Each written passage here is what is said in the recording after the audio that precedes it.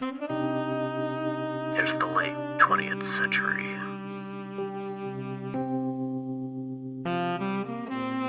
Hyper-industrialization has swept the planet. The old Bourbon Empire has crumbled, giving way to the United Atlantic States and the first elected megacorporation president in history, Starch Cola. As sea levels rise, cities have become polluted islands.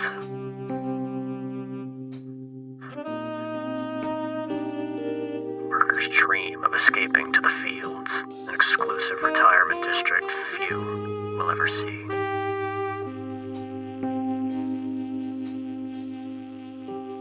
Rival corporations vie for power, policed by the privatized Starch Cola enforcers.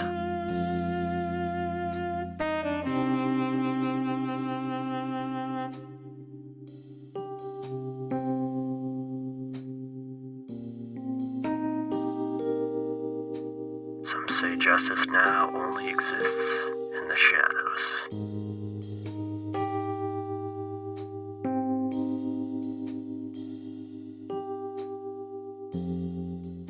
A day like any other on the city section of Bilboa.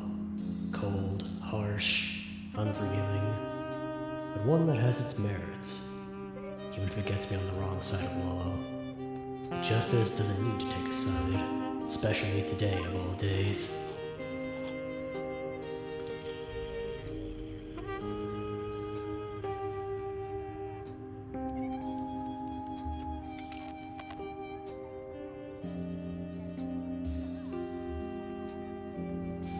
Raced down to City Hall to pick up the case, though I was not the only one that was in a hurry that morning.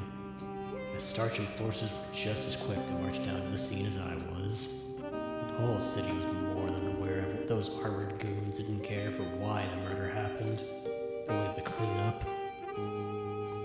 Before I went down to uncover things for myself, I decided to pick up a few things. Lockpicks, handcuffs. You never know out in these streets.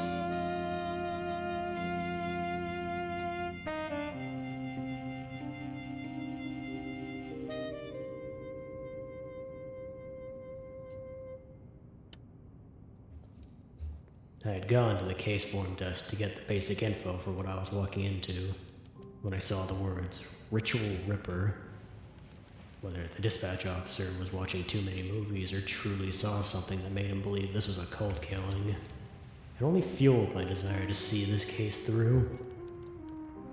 After seeing the badges march their way into the Pearson apartment complex, I quietly made my way in a few paces behind them.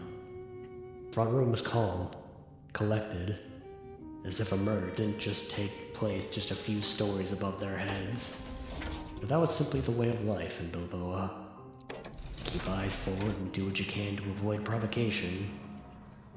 But even then, you weren't always safe. As I slowly ascended the rickety and old-fashioned elevator to this Ritual Ripper victim that was awaiting me.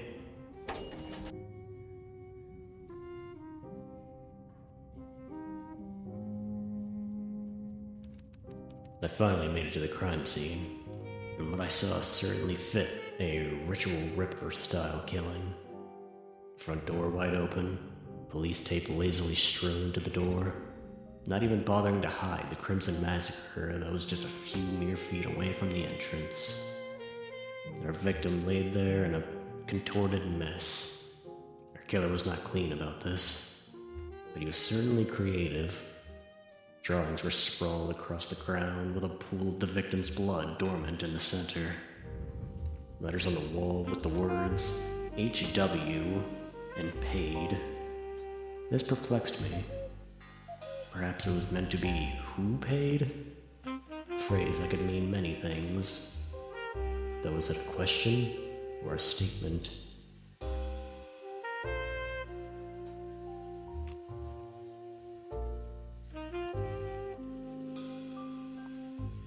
I began my investigation, attempting to glean any information I can from our Mary Jane. Fingerprints, maybe a note, something to give me a first step.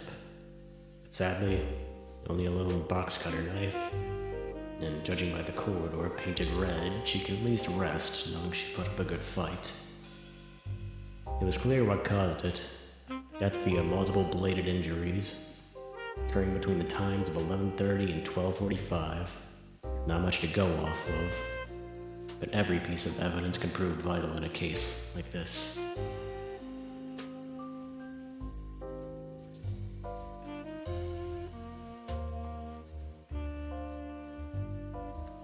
I had double-checked the box cutter knife for starters, in case it could have possibly been the murder weapon. You can never be too certain about something, even if it makes you begin to sound crazy.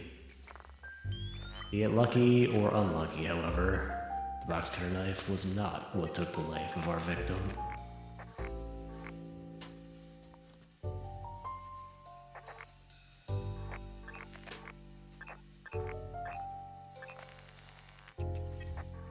Midway through my investigation, I finally found our linchpin in finding the killer. I must have completely stepped over it while I was focused on the "who paid" message on the wall.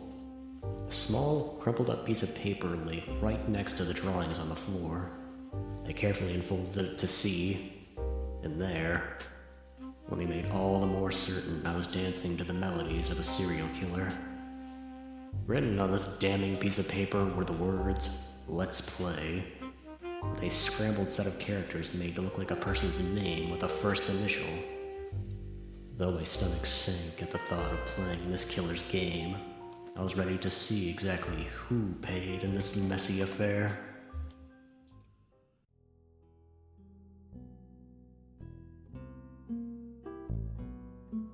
After discovering my new key piece of evidence, I moved on to the house itself. But to my surprise, it was filled with even more crumpled pieces of paper all around the house. But the multiple ones I found compared to the one in the corridor was different. This one in particular seems to depict a passage in a book I was unfamiliar with, depicting a crude and violent play-by-play of a deranged employee threatening their boss for not giving them a promotion. Though a fascinating find, this appears to only belong to the victim, strangely enough. But in times like these, it's a dime a dozen when it comes to the stressed, anxious, and the desperate. I took a mental note of these papers, and then moved on.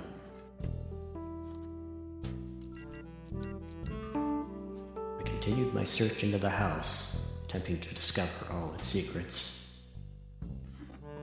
Though some are best left in the shadows, as one tends to learn. I came across the victim's side of the bed, finding a diary page. Though somehow it too was written in a very vague fashion. Best I can assume is that she was keeping tabs on some particular individual somewhere in the city. Or worse off, is that she too was being followed around this city. Whatever the case, I took a mental note of the details she added in this diary. But from the looks of this place, it seems I already searched out everything I could have possibly found. All that's left for me is this strange piece of paper asking me to play a game.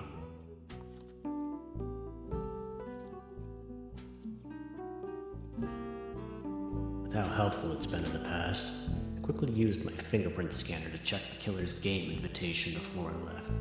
And luckily, it was a hit. The killer made one single slip-up, one singular fingerprint to help me continue to follow their trail.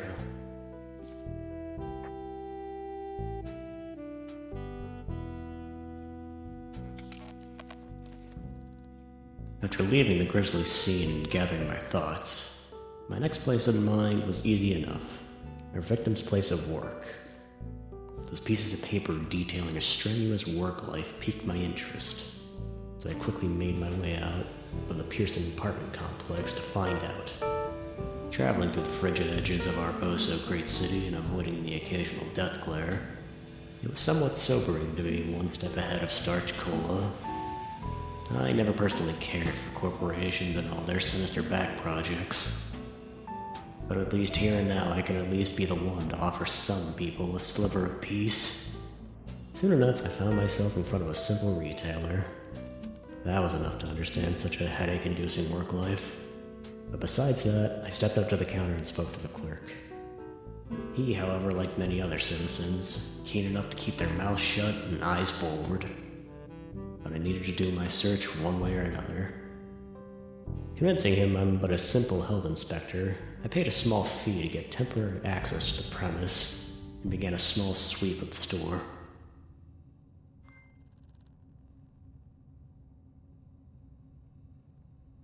Though my search came to a very hastened stop.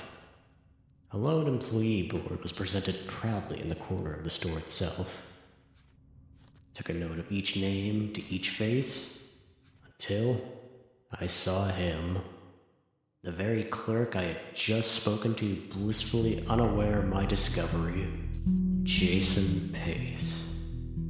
The connections were too easy to not see it. Jason Pace. Or in our case, J. Pace. I stood there, stunned, for a better word. Just a few paces behind me is the man responsible for the crime scene I investigated this evening. But I could not let this moment pass me by. I quickly headed back to confront the man behind the slaughter. I was quick to tell him that he was under arrest for murder. Perhaps too quick, though, as suddenly...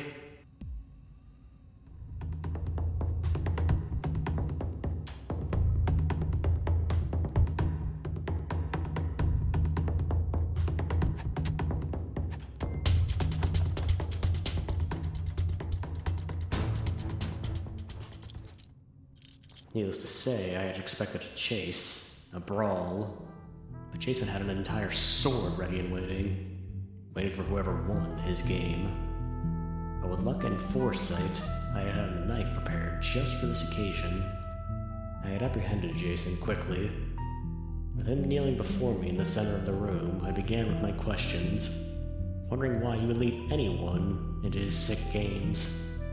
He stated that he was in fact happy with what I did, begging that I stopped him before he'd strike again like the ravings of a madman. My questions continued.